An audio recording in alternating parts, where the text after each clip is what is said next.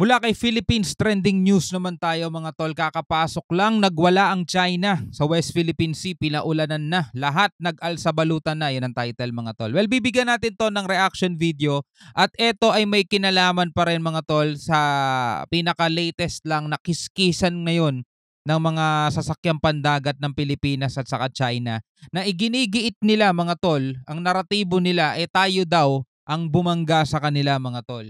Tayo daw ang bumangga sa kanila. Well, wag na natin patagalin to, panoorin na natin mga kapatid. Tinututulan ng Armed Forces of the Philippines ang naratibo ng China na sinisisi ang panig ng Pilipinas sa nangyaring banggaan ng barko ng dalawang bansa sa resupply mission sa Yungin Shoal sa West Philippine Sea ngayong araw ng Lunes, Hunyo 17. Hindi din kinikilala ng Armed Forces of the Philippines ang misleading claims ng China kaugnayan sa napaulat na naturang insidente o itong banggaan.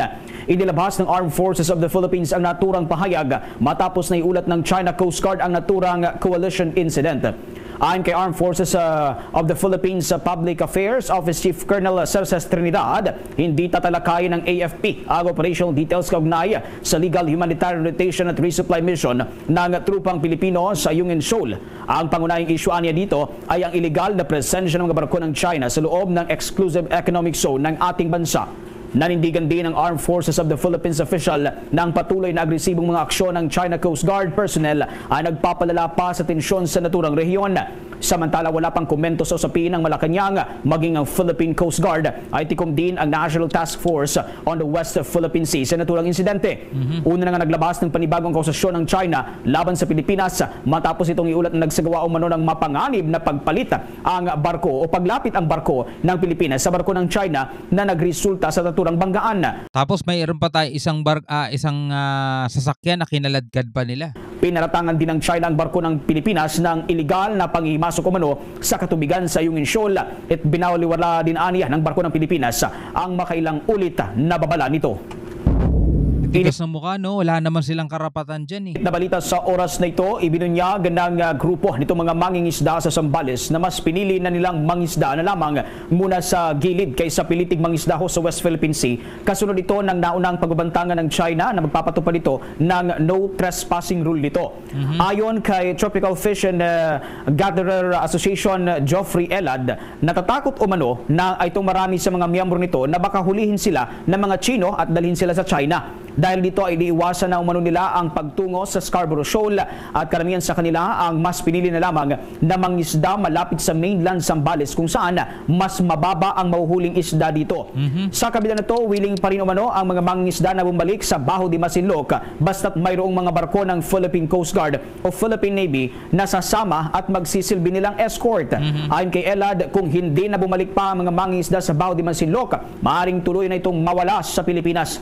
Sa isang hiwalay na panayam sa isa sa panggrupo ng mga mangingisda sa Zambales, itong New Masinloc Fishermen Association, ibinunyag naman ito ang patuloy na pamamalaot mula pa noong Sabado kung saan wala naman umano sa kanila ang nahuli o naidetine ng China. Ano kaya nasasabi ngayon dito ng mga pro-China sumugod dati sa US Embassy? Naalala niyo yun, May 1, Labor Day. Di ba maraming sumugod doon sa may US Embassy? Diba? O pinagtatanggalatan nila yung China Ano kaya masasabi nila rito ngayon? Yung mga mangingisdang Pinoy na kababayan nila, mga tolo, mga kababayan nating mga mangingisdang Pilipino, hindi na makapunta sa Scarborough dito na lang sila nanguhuli sa mas malapit sa mainland Zambales. Yun nga lang, konti ang mahuhuli nila, mga tol. O di asahan nyo na, mga kapatid, na posible pang mas lumaki yung tumaas ang presyo ng mga isda niya pag ganyan. Hindi man sa buong Pilipinas pero may mga ibang parte ng Pilipinas na umaasa sa mga huli nitong mangingisda, tataas talaga ang mga bilihin. Ayon kay New Masinloc Fisherman Association President Leonardo Quaresma, 10 bangkang pangisda ang tumuloy sa mga karagatan malapit ho dyan sa may bahagi ng Baho de Masinloc at Panatag Shoal kung saan lahat ng mga mangingisdang sakay ng mga ito ay maayos ding nakabalik sa Pampang. Walang nahuli. Ibig sabihin, di ba? Pananakot lang talaga ng China. Samantala, naniniwala ang ilang eksperto na maghihinay-hinay rin ang China sa kanilang anti-trespassing policy sa West Philippine Sea. Paliwanag ni Dr. Froilan Calilong, political analyst at direktor ng Local Government Development Institute, tiyak nalilikha kasi ng malawakang pagkundina mula sa international community sakaling magsagawa nga ng pag-aresto ang bansang China. Malamang. Sa isang panayam, sinabi ni Calilong na hindi lang naman sa Pilipinas nakatuon ang banta ng China, kundi sa lahat ng dayuhang papasok at inaangkin ng nilang teritoryo. Kapag nagkataon, magkakaroon ani ito ng latay sa China, partikular na sa kanilang ekonomiya. Ayon kay Calilong, katransaksyon din ng China ang ibang mga bansa na pumapanig sa Pilipinas at hindi malayong magpatupad ang mga ito ng mga economic sanctions. Sabi ng political analyst, hindi gugustuhin at hindi hahayaan ng China na humina ang kanilang ekonomiya, kaya mag-iisip rin ito bago gumawa ng isang bagay na may negatibong epekto sa kanilang bansa. Kaso itong mga to, no? Halos hindi na rin nag-iisip ng tama eh. China mga sangkay nagwawala na po sa West Philippine Sea at ang kanilang mga mandirigma sa karagatan ay ikinalat. Alamin po natin ang balita tungkol po dito. Pag-usapan po natin itong China mga sangkay na kung saan nagpakalat na po ng kanilang mga mandirigma sa karagatan daw po doon sa West Philippine Sea. At namataan daw po ang dumaraming mga warship ng China sa ating teritoryo. Alamin po natin ang tungkol dito. Mas maraming China warships at militia vessels nakita daw po doon sa West Philippine Sea. Mas dumami yung mga warship vessels nila kaysa dati, mga tol. At mas naging agresibo sila kaysa dati. Talagang parang mas nagpo-provoke sila na Pilipinas magsimula na tayo ng gera. No, pero ano pa sila eh? Pasimple pa silang nambabalya mga tol. Hindi pa yung lantaran talaga, pero kung titignan mo, iba na yung ginagawa nila. Kung dati wina-water cannon lang tayo, ngayon talagang nananakit sila mga tol. Pero mo, sasampa sila sa barko ng Pilipinas, mga agaw sila ng baril. Ibang klase na yon mga tol. Umiigting po talaga itong, baga tumitindi mga sangkay, yung mga Chinese dito sa Pilipinas, nabibisto, tapos ngayon mga sangkay na naman, tila baga nagwawala na po yung China, nagpaparamdam, pero hindi po natin mabasa ito kung ready na ba sila sa digmaan mga sangkay.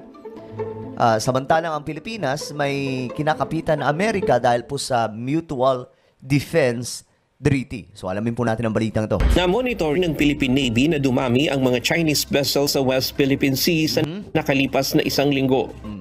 1 week lamang daw po ang nakalipas. Ito, dumarami na po yung mga Chinese vessels at mga warship.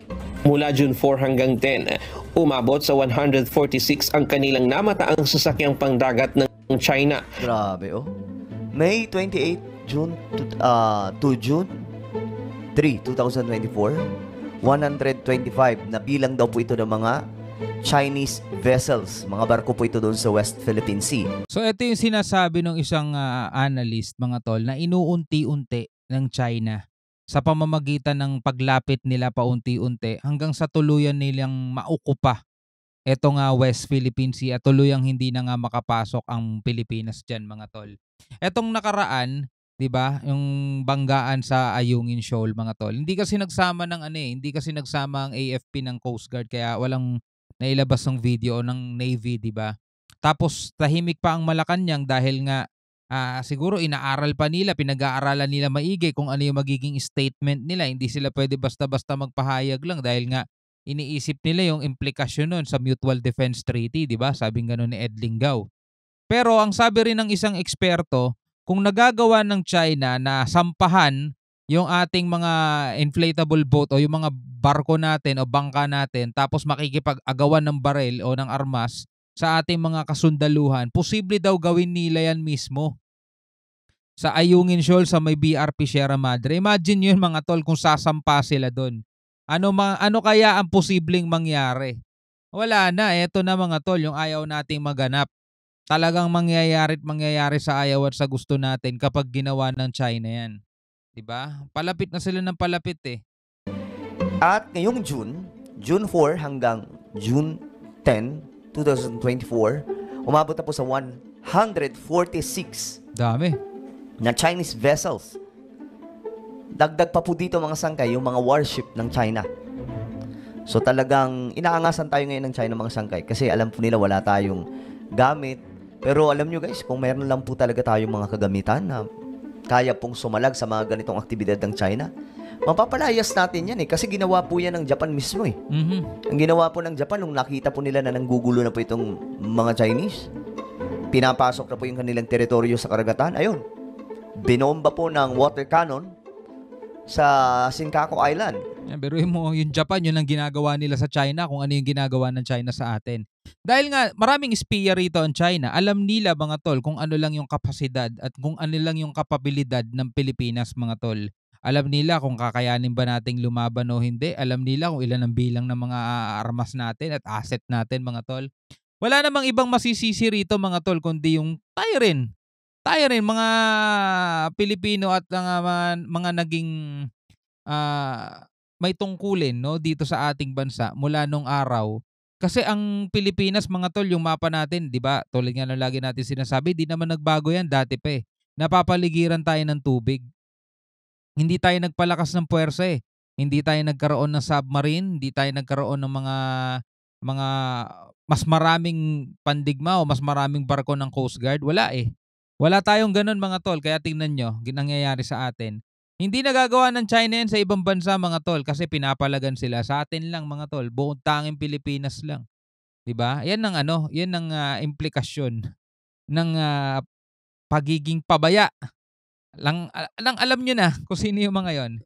Well anyway mga tol, putulin na natin to rito. Pwede nyo naman panoorin to mismo sa channel ni Sangkay Janjan. Courtesy of Sangkay Janjan tong balitang to.